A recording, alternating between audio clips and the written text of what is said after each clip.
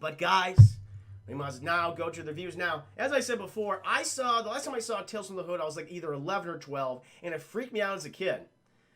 Like certain sequences and scenes, like particularly one, there's like some sequences of body horror. I was like, oh my god, that like, it just scared me, chat.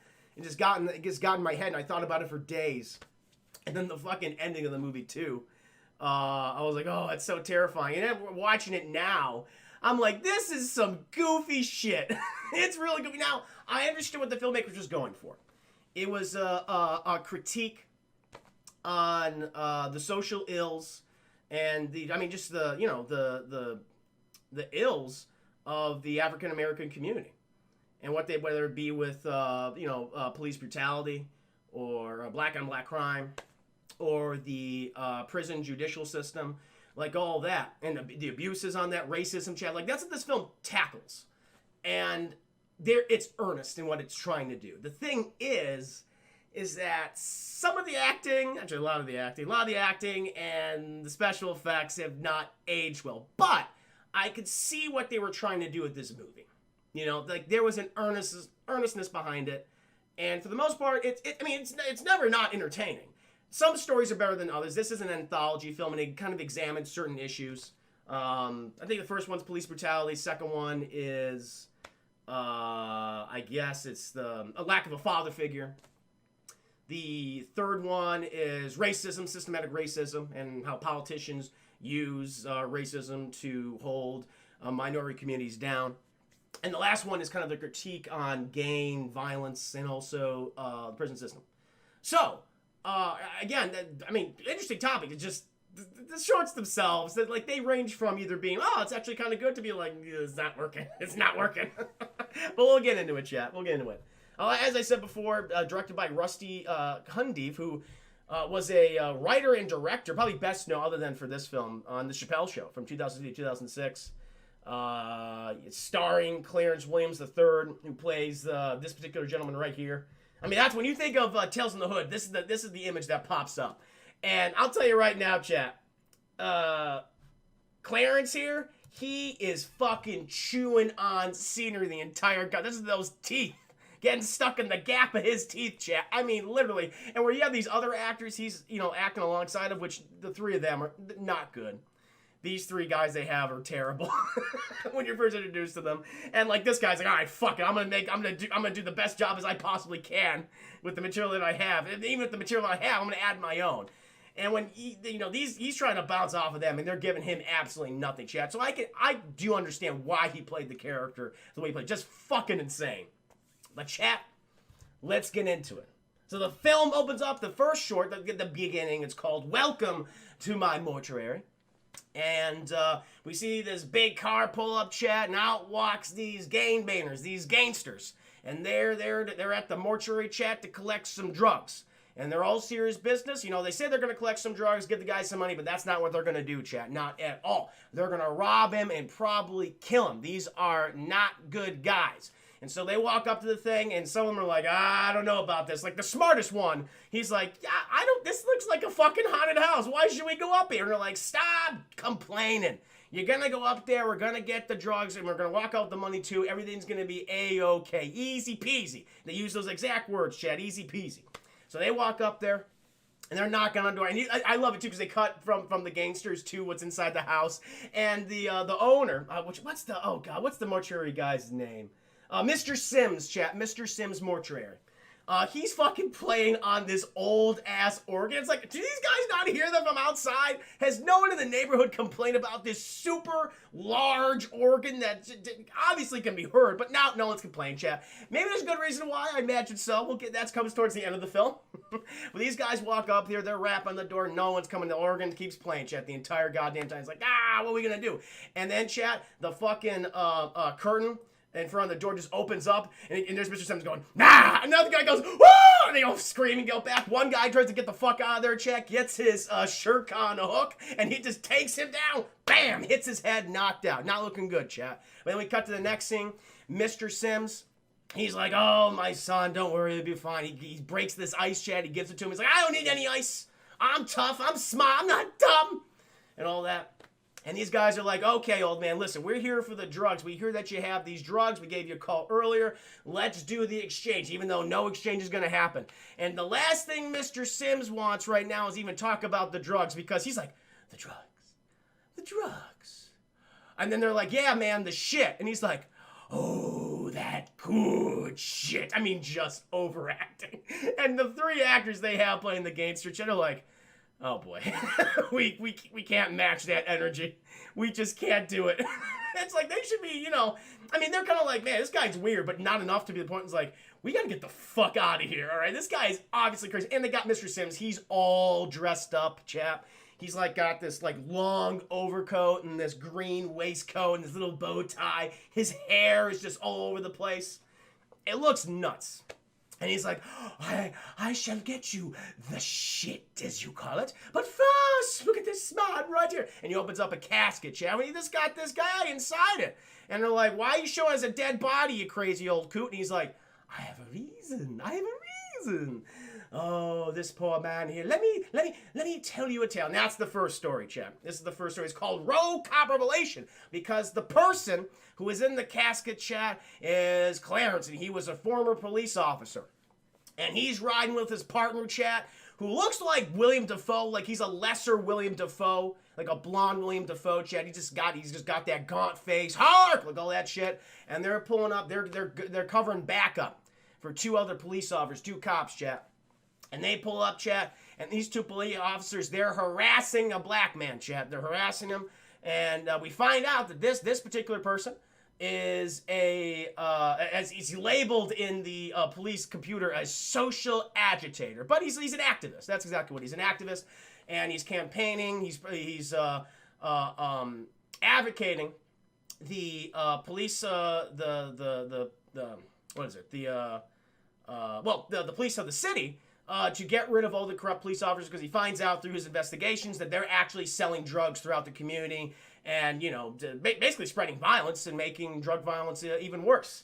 And the cops, and because of his activism, he manages to get like a couple cops fired. But apparently these police officers don't appreciate that. So now they pulled him over and they're harassing him. He's like, why'd you pull me over for? Oh, you got a broken tail light. He's like, I don't have a broken tail light. Yeah, you do. Cop smashes it, chat. And now it's a broken tail light. And he's like, shit. And so they tell him to spread him, And, of course, which I think the activist name, let's see what the activist name is.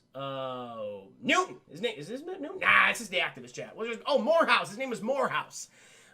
Morehouse, the activist. And so he's like, you cops are scum. My job is to root out corruption in this city, and you're spreading. It's like, oh, we're spreading, are we? And then they just beat the shit out of him, chat. They beat him. They punch him. They literally choke him, to the point where he just collapses because of the physical abuse that he's gotten. All the cops participate. You got the William Dafoe cop, you got the big chubby cop, and then you got the Mario cop. It looks like Mario. He's the Mario cop. And Clarence, who's the person who's in the casket, says, what are you guys doing? This is right. He's like, don't worry about it, Clarence. You back the fuck off, boy. They call him boy, chat. That's racist. It's very racist. It's the least racist thing in this movie so far. It's going to get more racist, but that was the most racist we got at this point. And he's like, listen, why don't you go to the computer? We're going to go ahead and go back to the unit. We're going to go ahead and take him to the hospital, chat. But they do not take him to the hospital. No, sir. Newton gets back in the car with Clarence, and he's telling him, like, listen, man, this is just the way it is.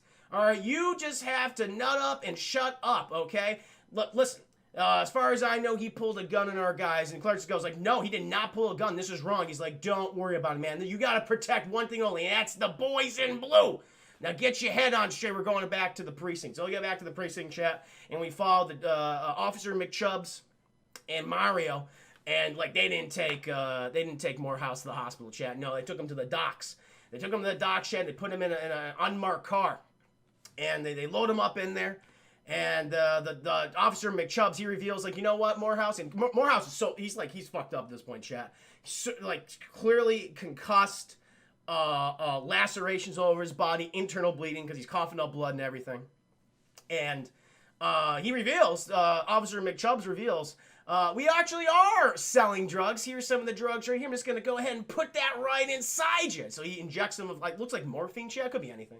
but he injects him with that. He tells Officer Mario, go get the drugs, and he comes out with these 2 hawking bags of cocaine, orders him to put him back in Morehouse's trunk car. So what they're going to do, chat, they're going to stage it where Morehouse is the one who was actually selling drugs to the community, effectively ruining his reputation.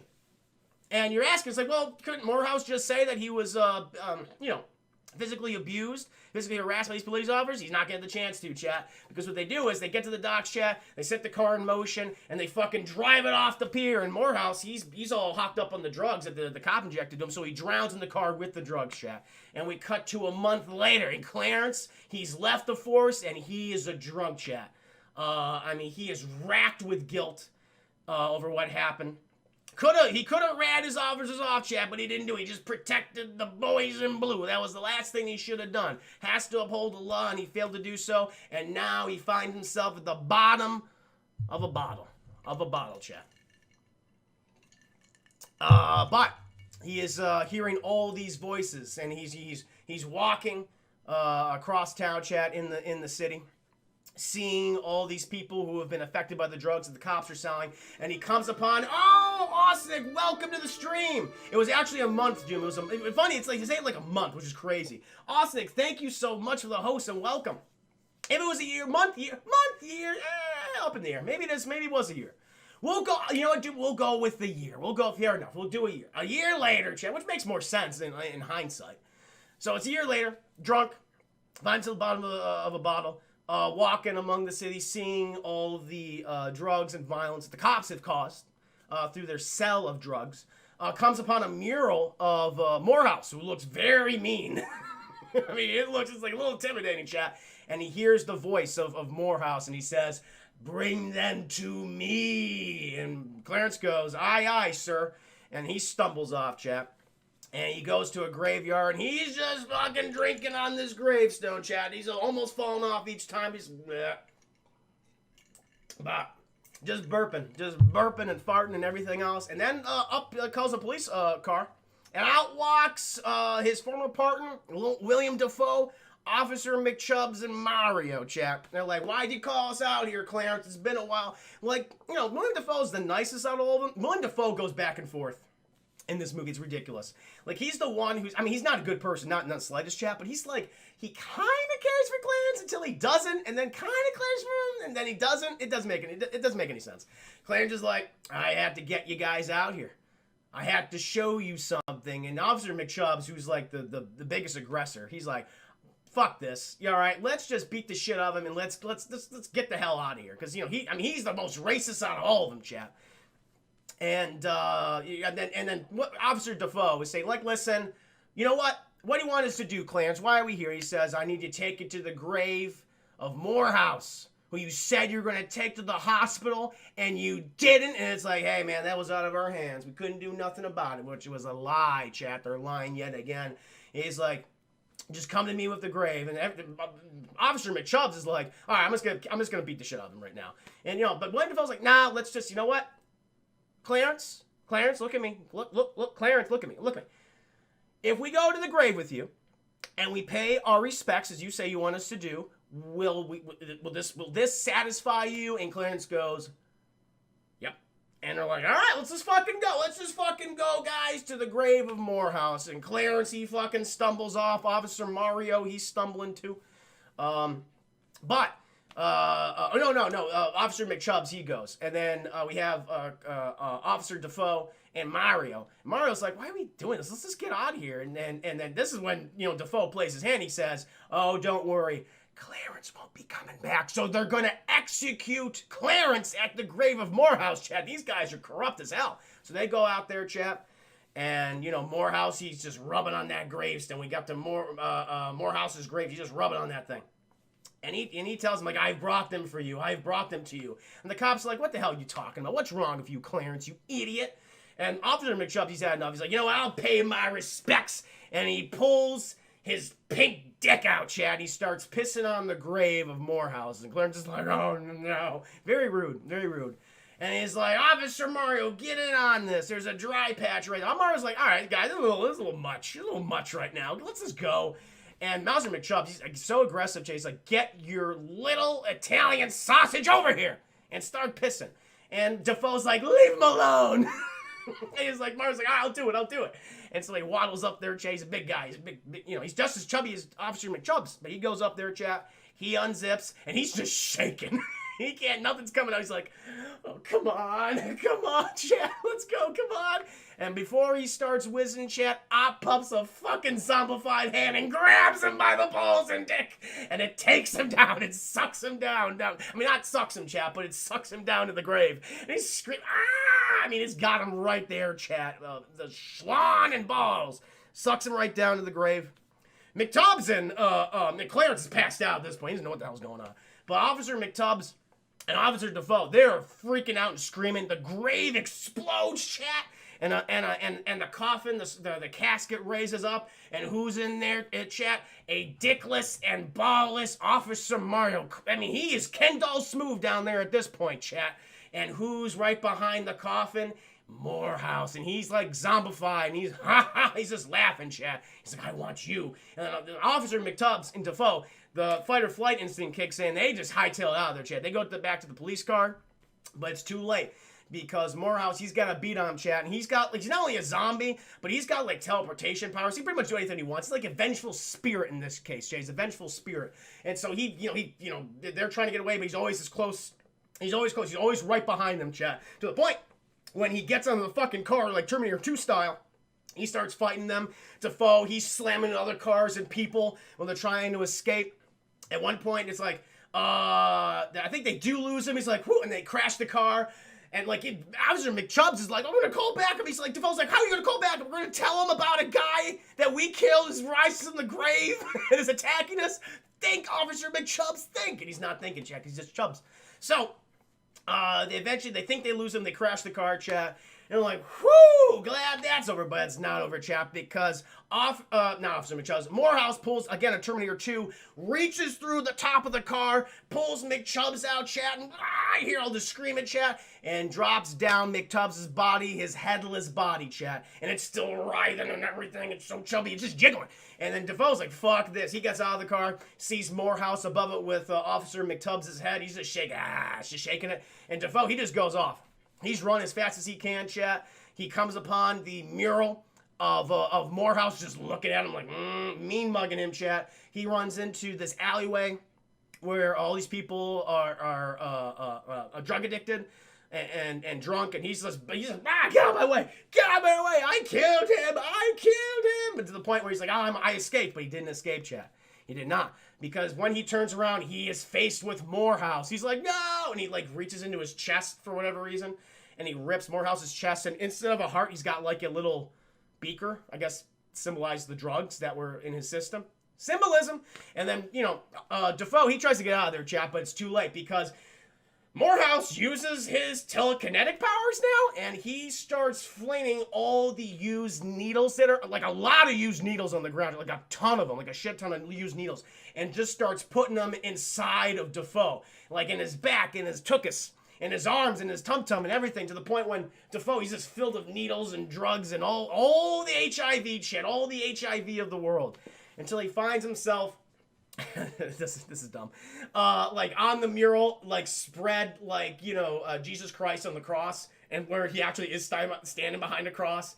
And then Morehouse goes, blah, blah, and the two needles go into his hands, like, ah! And then the last needle, chat, this big hocking needle, Morehouse just shoves it right into his mouth, and then he becomes a part of the mural.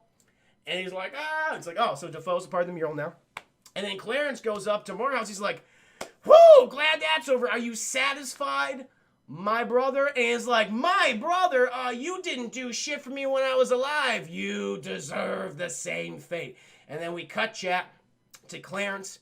He's in a straitjacket in an insane asylum, and you got these two orderlies, and they're like, what? And these guys are terrible actors, too. They're oh, my God, it's like they're reading off of cue cards.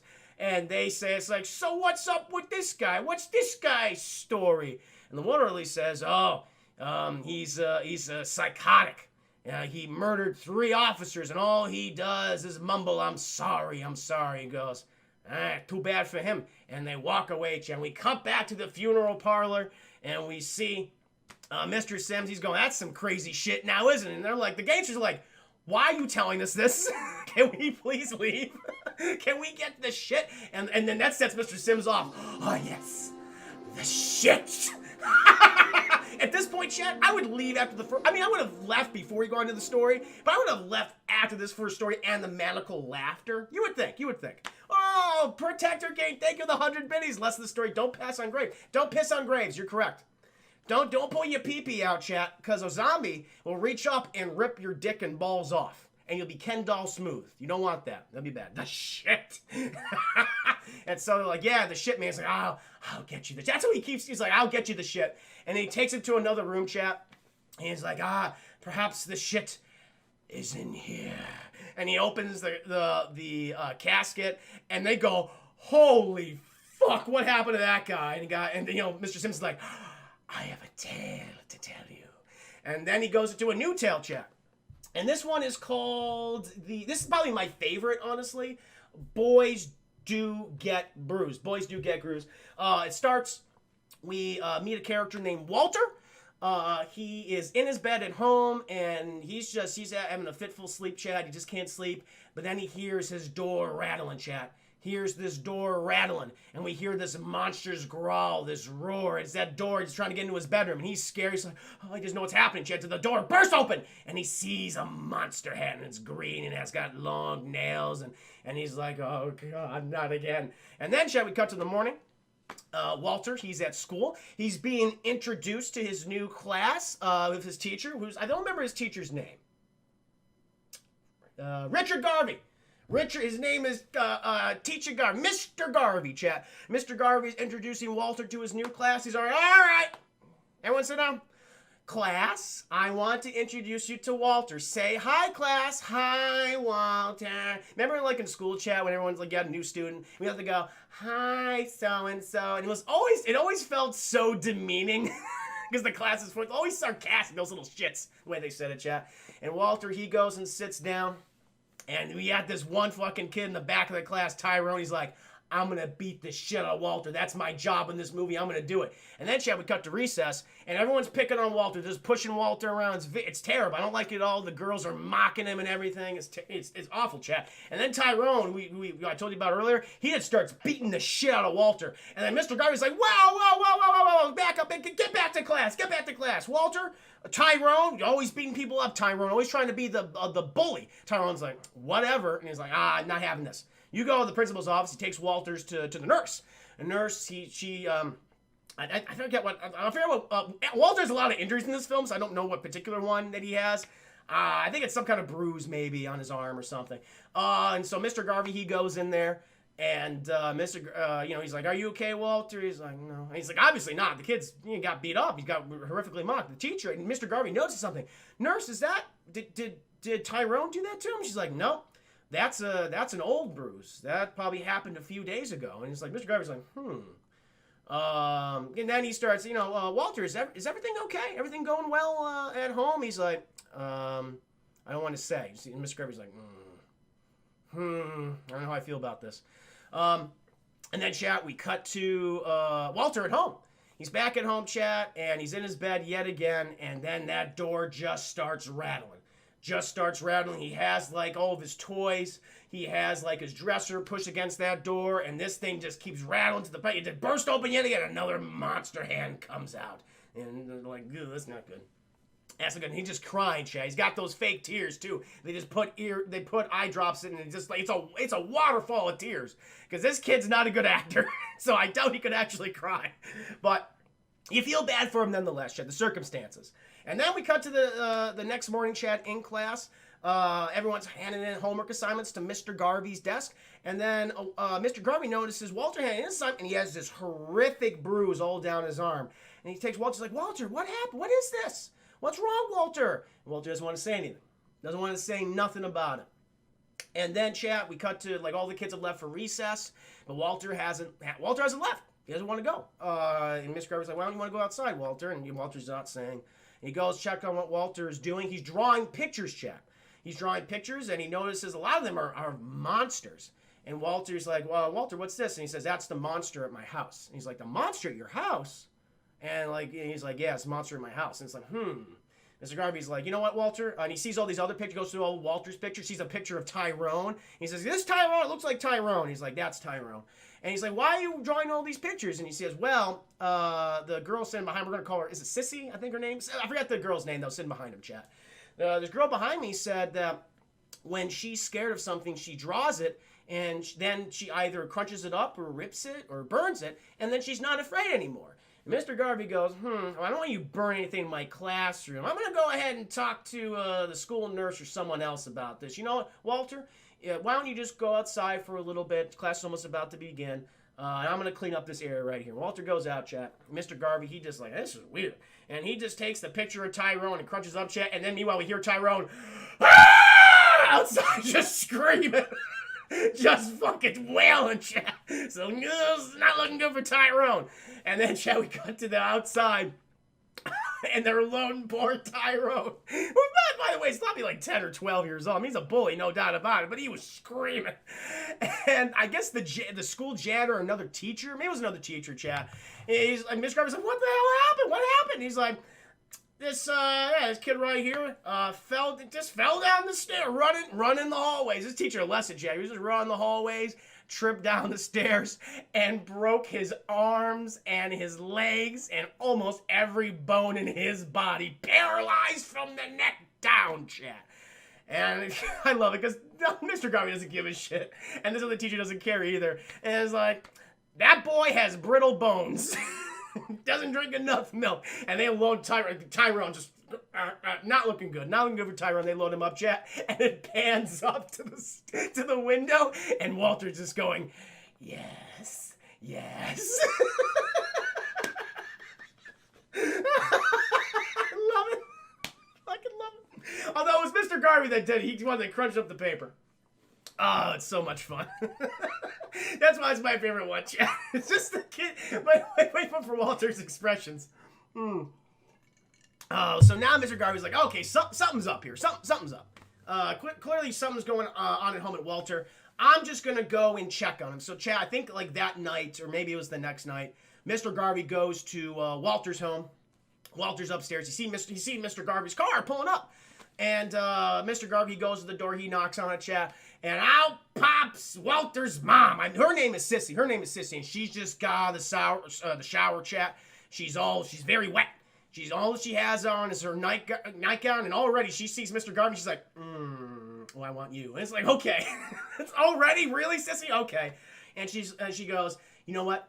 Mr. Garvey introduces herself like, hi, I'm Walter's teacher. I was in the neighborhood. Just wanted to check in on Walter and you, if you don't mind.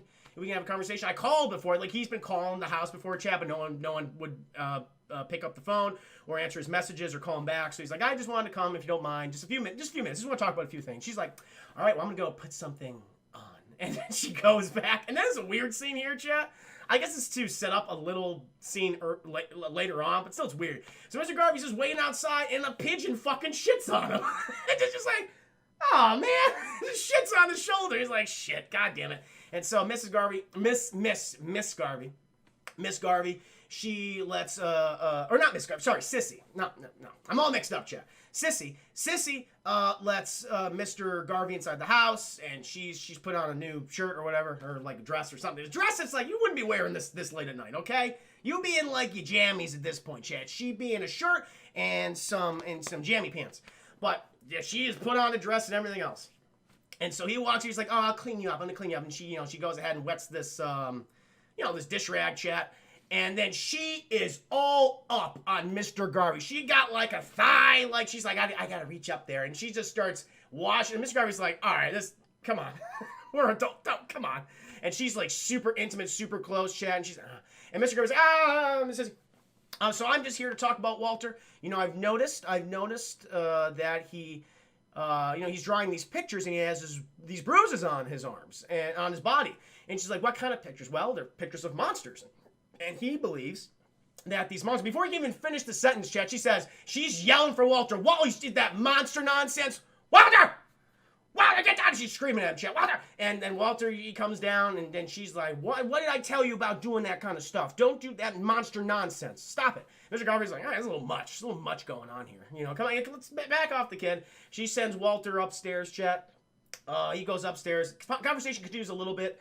And she's like, you know, Mr. Garvey, I think it's time for you to leave. But before he can leave, chat, she hears a honk outside. Beep, beep, beep, beep. And she's like, oh, and everything changes. Her expression changes because now a new individual has entered the scene. And she's like, oh, I got to get the door. Before we can get to the door, chat, it's already opened up. And this man, what's his name? Carl, who is Sissy's boyfriend, chat, Carl. He's already taken his shoes off, and he's like, you didn't come to the door, Sissy. You didn't open it up for me. So I'm like, oh, this guy. He's like one of these, chat. And she's like, I'm sorry. I was just talking to Mr. Garvey here. This is Walter's teacher. And Carl's just staring at him dead-eyed like, get this motherfucker out of my house. And Mr. Garvey's like, yeah, I was in the neighborhood, wanted to stop by and just kind of talk to you about Walter. He's like, is there any problems with Walter? And he's like, well, it's just, you know, a few problems. I want to talk to you about them. I want to talk to both of you about them. And then Mr. Carl not saying nothing, just goes, excuse me. Not even excuse me, just walks by, goes to the kitchen. He's just waiting for his fucking dinner at this point. And Sissy, she brings out some iced tea for both of them. And Mr. Garvey basically says the same thing that he told Sissy. He's like, yeah, Walter, you know, I noticed these bruises on his body. And I noticed that he's drawing these pictures of monsters. And he's saying that a monster lives here. And Carl goes, oh, he's saying a monster lives here, huh? Okay. Sissy? And he shows the picture of the monster, the green monster with like the long fingernails and stuff to Carl. And Carl's like, you know what, Sissy, why don't you ask Mr. Garvey, take him to the door, please. And Mr. Garvey's like, all right, fuck, okay, I tried, all right. And so Mr. Garvey goes to the door, Sissy takes him there, and she's saying, you know what, just, it's okay, I'll deal with it. And so she goes back to Carl or whatever. Then Mr. Garvey, he's outside in his car, and he fucking turns the keys, and he's like, he's like, no, this is wrong. Then, we cut back to Walter's room, and the door, he's got all the stuff loaded up there again against the door itself, and he's just like huddled in the corner, and then hears that rattle, and he hears the monster growls and the roar shit, and the door bursts open, and you see the monstrous shadow until the person enters the frame, and the monster, chat, was Carl. It was Sissy's boyfriend. He's the one that's been abusing Walter, in case you didn't. It was obvious, but, you know, he's abusing. Yes, it was David Alan Grier. It is. It is David Alan Grier. So David Alan Grier's there, chap. He's like, boy, you're drawing pictures of me? Am I a monster to you? And he just starts wailing up. And listen, I know what they were trying to do. This is the best story of the film, chat. But they don't know how to do fight choreography or make it look realistic, because every time he, like, punches the kid, it's more like like that kind of thing with the open palm fist, and it goes up, it's got like that canned sound effect, so it's like, okay, this doesn't feel very real. But anyway, he starts beating the shit out of Walter. Sissy comes in, it's like, stop it, and then he just fucking backhands her, and then proceeds to just punch her in the face. Like, repeatedly. He takes his belt out. I'm going to teach both of you. And he just starts whacking Sissy and whacking Walter. Mr. Garvey sees what's happening on the outside because there's an upper window. No fucking curtains, chat. And he goes, oh, shit. Okay, and he gets out of the car. He runs back in the house. Walter, I think he escapes at one point. Walter escapes. He goes downstairs. And Carl's still trying to get him, David Alan Grier, and then now it's Mr. Garvey's there now too, and it's a standoff chat between Mr. Garvey and Carl. It's like, yes, Mr. Garvey's here to save the day, except Mr. Garvey fucking sucks because he can't fight, chat. He's a swing and miss, and Carl just beats the shit out of him. Listen, I'll give him this. I'll give Carl this, chat. David Alan Grier, I'll give him this. He's good at beating the shit out of three people at once. And yes, one is a woman and one is a 10-year-old boy, but come on. He's beating the shit out of all three of them. Chad just whacking all of them the entire time. Mr. Garvey's down. Sissy, she's severely concussed. And then, what's his name? Goddamn, Walter. Walter, he manages to screw away, and he gets the drawing. And right before, I think, because Carl, he has a frying pan, because Sissy attacks Carl with a frying pan, takes out things. Right before he's, about to beat her to death with a frying pan, chat. Walter grabs the picture. This fucking freaked me out as a kid. And he starts folding it. And Carl's arm just goes, Carl just starts screaming. And Walter just systematically starts folding the page multiple times. And, his body is breaking down, chat, legs, his bones snapping and everything. Until he's basically, and then he twists the paper, and then his, upper body and lower body just twists in different directions. He's like, he's just falling in on himself, chat. And he's not looking good. again, the visual is a little bit dated, but sometimes like that's horrific. I didn't need Carl saying, "I'm gonna get both of you." It's like, come on. There's still some asses to kick. It's like, you didn't need this. Okay, you didn't see that. And then Sissy, she just fucking stomps on the picture, and Carl is going. Blah, blah, blah, blah. He can't even talk anymore. She doesn't even have a fucking mouth. And Sissy asks Mr. Garvey, he's like, "What are we gonna do about this?" And he says, "There's only one way that we know what we can do. Walter, do your thing." And Walter goes to the oven, chat, starts it up, and he burns the picture, and Carl just burns. And then we cut back to the mortuary, chat. We see what's in the casket, and it's the burned, deformed, twisted corpse of Carl. And yeah, Mr. Sims going, "Now that's some fucked up shit now, isn't it?" The guys are like, "Can we just get our shit?" And Mr. Sims goes, "The shit." Yeah, the shit. "Let me show you the shit." And he starts waddling off, chat. Just I love it. But he makes one more step. He's like, "I have this shit for you." And then it's a little doll, chat. It's it's like a voodoo doll. Technically it's a doll. It's a slave doll made during the 1850s, 1860s. Like by a specific person who was a slave on a plantation. And he goes, "Now, the shit in this story is quite interesting." And then he goes in the whole spiel, chat. We then cut, chat, to a news report. And we got a news reporter, and she's talking about this big old controversy that everyone's protesting outside, Chad. This former plantation house. And her and a reporter are just complaining. Yeah, they're saying that this individual, this man, whose name is, what's his name, Chad? I forgot. Oh, Duke Metker. And this episode, little name of this particular segment, Chad, a little on the nose, KK Comeuppance. Sure, okay. And so we're following good old Duke Mudker, chat, and he was a former KK member, and he's running for Senate, and he's just got a whole big campaign going on, but he needs to appeal to the people. Not only to the white folks, but also those black folks, too. That's what he's trying to do, trying to be a good civil servant. And this is weird. His campaign manager, the person who's working on his image, is also a black person. And it's like, and all during this scene, chat, when we're first introduced to Duke, and he's complaining because we got the protesters outside, and we have the reporters asking, this KK guy who says that he's no longer part of the KKK, no longer racist, moved into a plantation house. That's a little suspect. That's a little weird. Some might say that's a bit of a coded message right there. A house that originally was meant to be shown as like symbolize the evils of slavery, and everything. This guy just fucking buys it up from the city itself and takes it up as his residence. It's like a little veil, chat. And then, chat, these reports are like, it's incredibly offensive. Hopefully he doesn't win the election.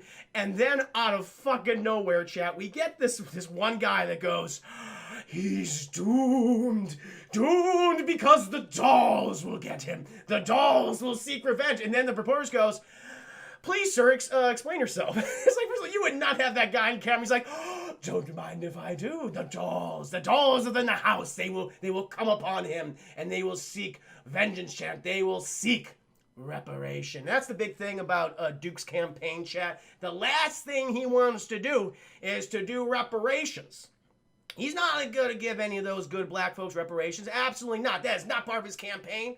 He's still a racist, even though he has like a black campaign worker for him who's just trying to improve his image. But even this chat, like the black campaign worker, the only thing he cares about is the money. He does not give a shit. He even tells Duke that you're a racist son of a bitch, but you're paying me $10,000 a week, so I'm going to help you. And Duke goes, "Of course you will, boy." And it's like, Jesus. All right. Actually, he's kind of weirdly nice to his campaign manager. What's his name? Oh, damn it. Is it Eli? Not Eli. I don't know. Rhodey. His assistant is named Rhodey. That's his campaign manager, chat. And so Rhodey's like, "Okay, let's go ahead and practice your campaign speech." He's like, "Oh, hold on. I want to show you some stuff in my racist office." And we come up on a portrait, chat, and we get the whole spiel. Because Rhodey's like, "What? This picture you have right here is a little disturbing." He goes, "Oh, yes, that was one of the former plantation slaves who worked on here.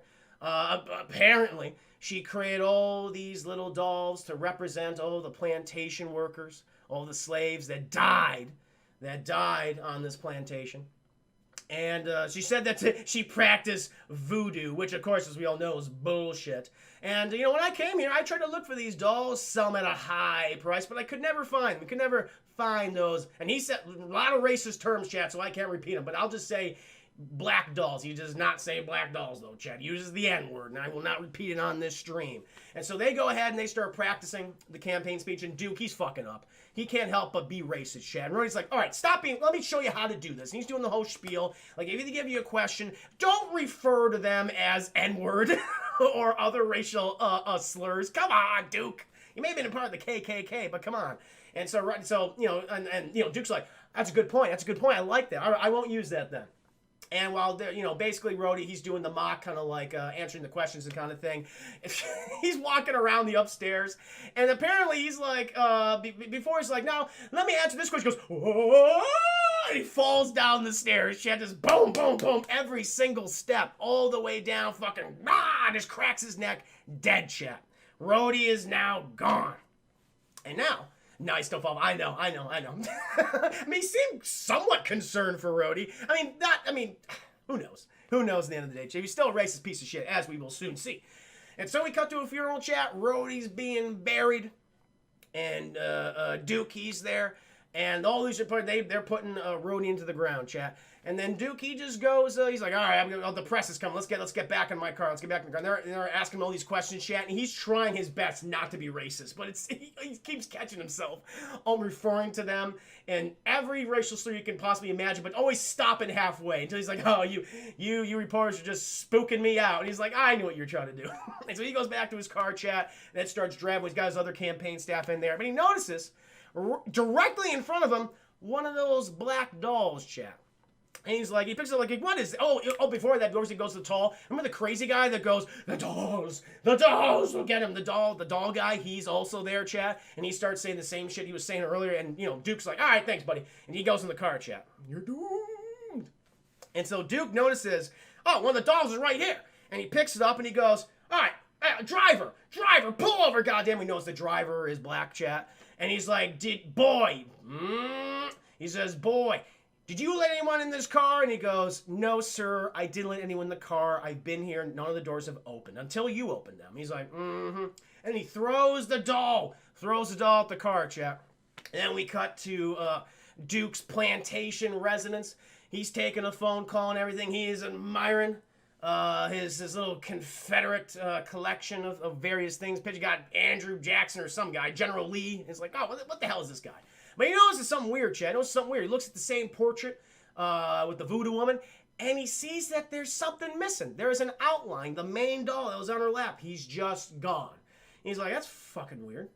And then, Chad, we cut outside of the house, and we from the perspective of basically the doll, he goes, woo, jumping over the bushes and stuff, and just heading towards the house. And it's always cutting back to Duke. And then Duke, he's like, that's fucking weird. Here's a knock on the door, Chad. Goes over to the door, he looks, no one there. Here's little feet tapping away. He's like, what the hell was that? And then he closes the door and he notices, he sees the doll sitting on the first step. Oh, before that too. Before that, he was going over campaign footage checks. He just starts freaking him out. He notices because he was holding the camera, and when Rhodey fell down the stairs and died, he pulls the camera down and he freezes frames because he notices something, and it was the doll. The little doll tripped Rhodey. First of all, I'll get a fucking doll trip a full-grown man. Anyway, it doesn't matter, chat. And he goes, it's the dolls. It's like the crazy guy said earlier. And then at this point, Dukes, he's just buying into the whole thing. He's like, all right, no, get away from me, get away. And he throws a vase at the doll, Chad. He throws it, and he thinks he got it, but he doesn't. He goes over, the vase is exploded, the doll is vanished, Chad. And he fucking looks over, and this thing is just walking right towards him. And he goes, ah! And he's just chasing Duke around the house. He's fighting with it. He's using the American flag at one point, which I'm getting. It's like, okay, I see what you're doing here. Using the American flag to beat down the black doll. Again, makes sense what they're trying to say. How the government continues to beat down minorities, particularly black people, using the excuse of patriotism. Again, it's very clever stuff. There's no doubt about that. It makes sense. Because voodoo powers. And so he manages to fuck it up. And the thing, I mean, again, it's just, the special effects of the doll is terrible because this thing's like walking around claymation style. And Duke's going, ah, and fucking the doll manages to fling itself towards Duke. It's like, starts gnawing his neck and everything. And man, Duke manages to, basically hold it down, takes it, beats the shit out of it, and then takes it outside, chat, and he pins it to a dartboard, and he has like a double barrel shotgun, chat. He fucking cocks and loads and bam! One slug, bam! Another slug, chat. And this doll has been obliterated. He's like, what is that? Goes back into the house, chat. Goes to see the voodoo woman. Is like, oh, look at that. Can't use your voodoo powers on me. But he goes to the portrait, chat. More of the dolls are missing. He goes, fuck, it's not good. More racial slurs, chat. More racial slurs. It's very mean. And then eventually he's going around the house. He's being attacked by all these dolls. He's chased back into the office where the picture is. He also calls his staff members to come and get him, but they can't. The line gets disconnected by the dolls, chat. And then when he turns around, chat, all the dolls are gone from the portrait. Every single one of them. And he's like, it's fucking good. And then he turns around, chat, and all the dolls, and it looked terrible. All the dolls are and they're all going like that. And he's like, he's like spilling all of his whiskey all over himself, Chad. He literally wraps himself in the American flag for protection. And then these things just fucking go at him, Chad. And they just swarm him. And they start eating him alive. And then, Chad, the final image above him, the voodoo woman, she comes out of the portrait. And she's just in a rocking chair with the little doll that got blasted to shit. And she's just going, mm-hmm. And then it cuts. Symbolism! It's a little on the nose, And it doesn't help that the special effects just don't look good. I just love it. The old woman in the rocking chair go, mm-hmm. And then it cuts, Jack. And we go back to the gangsters, and they're going, what the hell are you talking about? And listen, old man, we just want, say with me now, chat, say with me now, the shit. And Mr. Sims goes, the shit. I will get you the shit. Then he leads him over and is like, I think I put the shit in here. And he opens the casket, a new casket. And the gangsters have a visceral reaction. They go, oh, shit. Yes, shit indeed. Do you recognize this individual? And they go, well, yeah, that's... And the guy, the smartest of the gangster goes, no, don't know him. He's like, well, let me tell you a tale. And then we have the new story, Chad. This one is called Hardcore Convert. We cut, chat, to Jerome Crazy K John. So we're going to call him Crazy K, chat. Crazy K, and you know he's Crazy K because he literally has a K buzzed into his hair right at his fucking forehead. So crazy. And he's driving his car, chat. He's just driving, looking mean, looking tough. Doesn't look like a pleasant individual. Sees another car, a red car, go past him, and he goes, that's the guy that is always coming up on shorts on his weekly drug payments. He owes me money. And so he chases after this guy, chat.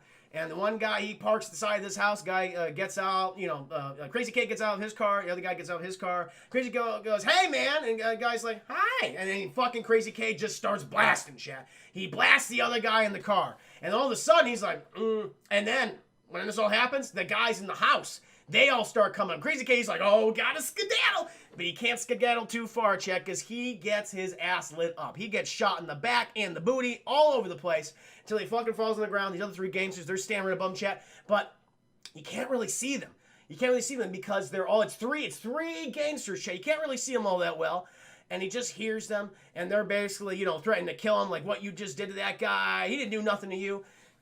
And Crazy K's like, fucking do it, just kill me. But I love it too, Chad, because then it cuts then to a wide shot, and all the fucking police force is behind him. These guys didn't hear the police force, the police, okay, whatever. And they start running off, Chad. They're all getting shot by the police now at this point. All of them dying in the head, in the back, in the butt, all that. Crazy K. So Crazy K goes, oh, how ironic. I'm being saved by the fucking pigs, Chad. And then we cut to 2 years later. We're following this, I believe, psychiatrist, she's talking to a prison guard, and she's saying, well, we're trying to get this program off the ground, and we believe that Mr. Johns, Mr. Crazy K as he prefers, would be excellent for this program. And they're doing the whole thing until they come to Crazy K's prison cell, and they say that he's been in solitary confinement for 2 years at this point, been totally on his own, monitored 24/7 basically, only 1 hour of free time outside by himself. And he's always doing shit. He's just doing his sit-ups. That's all he wants to do is sit-ups. And she goes, Mr. Crazy K, would you like to participate in this program? He goes, yes. And she goes, swell. And so they take Crazy K to this new prison, and it looks like fucking Freddy Krueger's boiler room. And to the point where even Crazy K goes, all right, might have made a wrong decision here, because he sees out of the corner of his eye shed to his right just a bunch of bodies in bags just being hung up like clothes. He goes, that's probably not going to just push him. They go, no, keep going. Nothing to see here. Nothing to see here, Mr. Crazy K. And they put Crazy K in a fucking dog kennel. Might as well be a dog kennel, chat. And who's his cellmate, or the person who's right directly to him, and then the other kennel cage? A racist. And then this is, again, more of the commentary coming in. Because the racist is going, I'm trying to start an army. And I think I could use you, boy. And he's like, And he's like, listen. My whole thing is like white people are better than black people. But since, I'm forward thinking, I will allow certain black people to join my army. And those black people, for their service, they're free to become slaves in service for eternity. And Crazy K's like, that is bullshit. And to the point where he just fucking punches the racist man in the mouth, chat, fucking blood. Blah. But here's the thing. There's a racist guy. He starts, needling at Crazy K. He's like, "Why are you in here? What are you in here for?" And he says, "Murder." And he goes, who'd you kill? What color were they?" And he's like, "They were black, weren't they?" "Mm-hmm. I bet they were." "You'd be perfect for my army. I like you, kid. I like you." And he says some racial slurs here at this point. But it's a commentary of saying, black on black violence. That's what the commentary is in this scene. Meanwhile, chat, after that, they're taking Crazy K to this other room. We're following the psychiatrist/doctor. Crazy K's saying, like, that was fucked up. You put me right next to that racist guy. She's like, I did that on purpose. It's all part of the treatment, Crazy K. And then they just hook him up to this bondage equipment, chat. They strap him in, and all he has is these little tighty whities on. They strap him in. And he can't move. They insert a very long tube up his nose all the way down. I mean, they just fucking all the way. He's just choking on it. This huge tube. They have this weird contraption pointing on at his crotch, chat. They have this visual thing on top of him. And then again, I don't like this particular segment, or just this is the weakest of the stories in my opinion. Because it's kind of, I don't know, it kind of feels lazy because they just use a lot of B-roll in it. And this is one of those sequences. It goes on for way too long. And they Clockwork Orange him, chat. They Clockwork Orange. And that's what they're trying to do. It's this film's version of a Clockwork Orange. Where they're trying to inundate him with violent imagery in an attempt to cure him so he won't do more violent things later on. Because that's the whole process is, if we do this to him, then he'll be a productive member of society. And then we effectively have cured him. And so then he has just showcased a montage of gang violence and everything. And, you have rap music playing over it. Very weird. And it goes on for way too long. This is lazy, honestly. And he comes out of it and he's like, no more. She goes, oh, yes, more. And then they take him to a new place, chat. She's going to do sensory deprivation. He's like, what's that mean? It says, where you can't use all your senses. They're taken away from you slowly until you start seeing shit inside your mind's eye, Crazy K. And they lower him into this thing, chat, where they just have this light flickering, no sound, just this light. And he starts seeing all these things, chat. All like hallucinating, basically.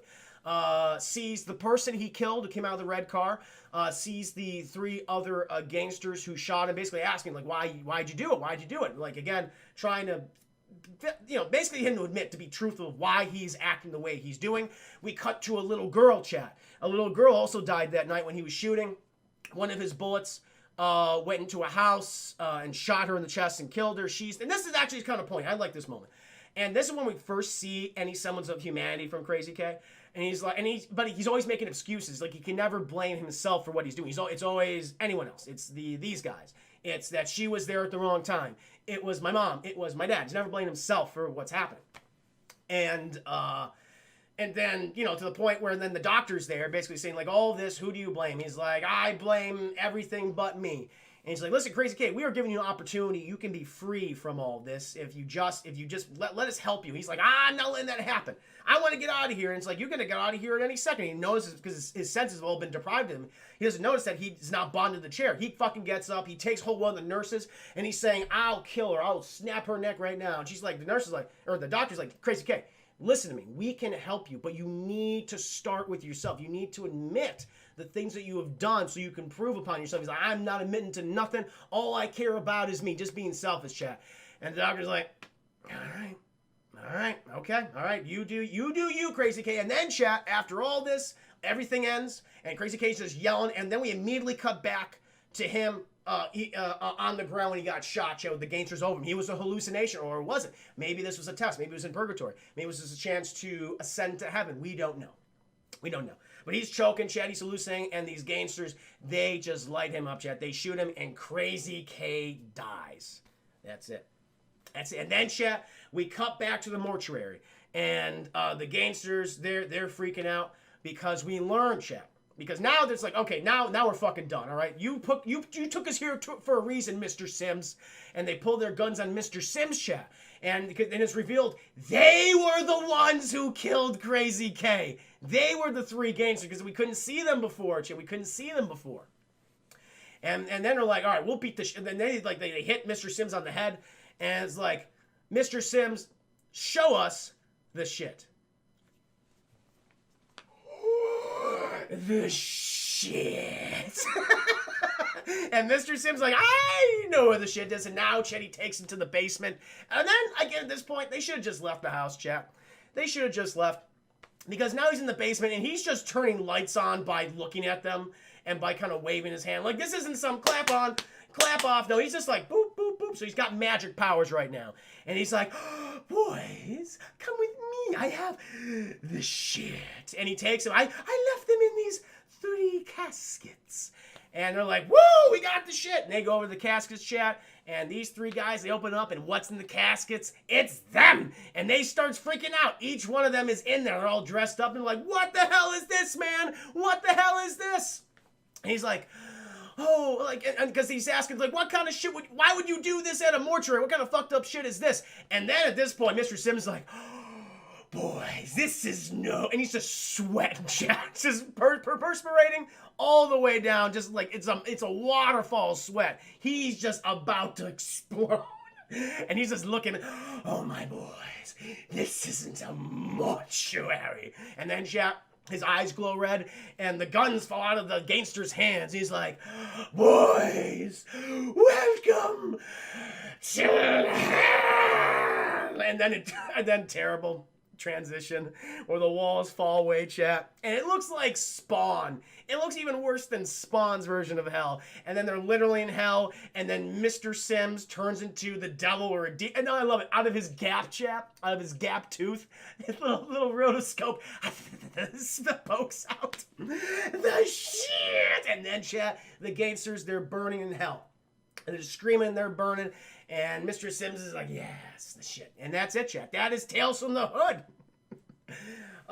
Listen, I really like the story with the abusive dad. Boys do get bruised.